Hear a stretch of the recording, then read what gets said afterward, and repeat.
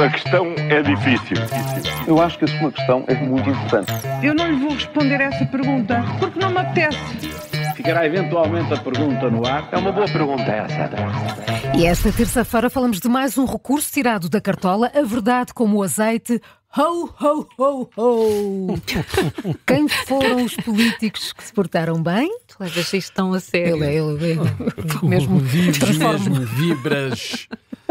Mas começamos com a economia de guerra. Começamos. Isto é melhor ser eu, porque o João não consegue dizer esta. Não diz. Quando a política espirra, todos nós dos constipados. Eu conseguia fazer muito melhor que nós agora estava mesmo boa para fazer. Nós queremos acreditar que não. Então, o que é que se passa?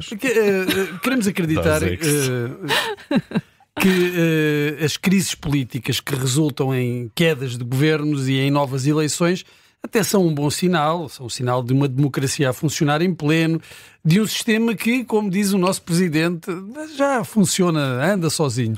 Mas a verdade é que as crises podem não matar, mas moem. Alguma coisa se perde com as crises políticas, pelo menos foi isso que concluíram os investigadores, o que é que eles sabem, não é? Mas pronto, num estudo de 2011 e que agora o Jornal Público recuperou e em boa hora o fez porque a crise política passou a ser o nosso novo normal. Estes investigadores concluíram que uma mudança adicional de governo, ou seja, umas eleições antecipadas, reduz o crescimento anual do PIB em 2,39 pontos percentuais, como, sobretudo, através da redução do investimento. E se estão a pensar que a nossa economia até resistiu bem à última mudança de governo, não comecem já a bater palmas, porque isto leva algum tempo a fazer efeito. Mas com tantas crises em tão pouco tempo, agora façam lá as contas. Pois é.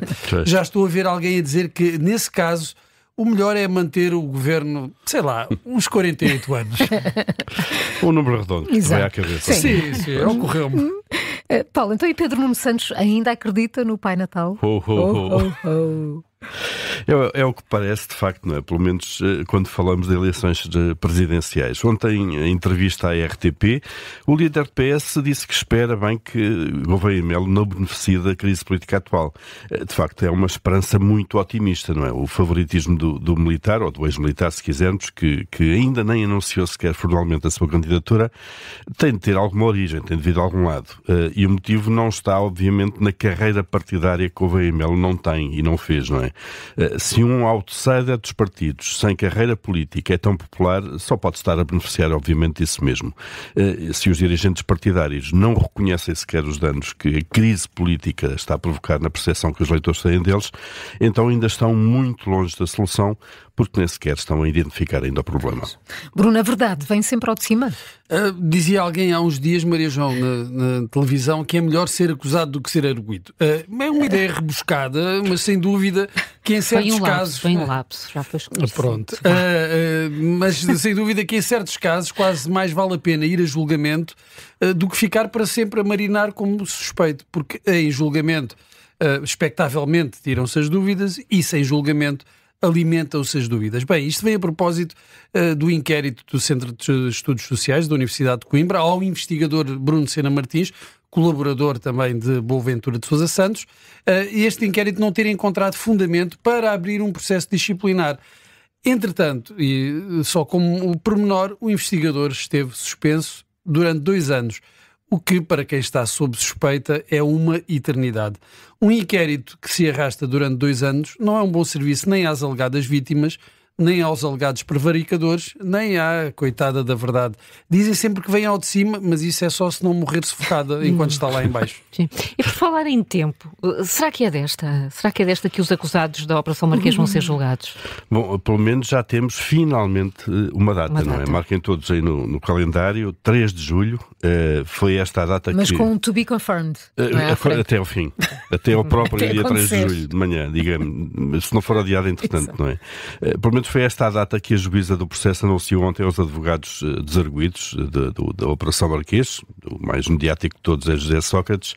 Bom, e ela comunicou isto a todos os advogados, ou se estiveram todos os advogados presentes nessa reunião ou não? Não. O advogado José Sócrates, precisamente, não esteve presente, argumentou que a fase de instrução ainda não acabou e os recursos do ex-primeiro-ministro não vão ficar por aqui.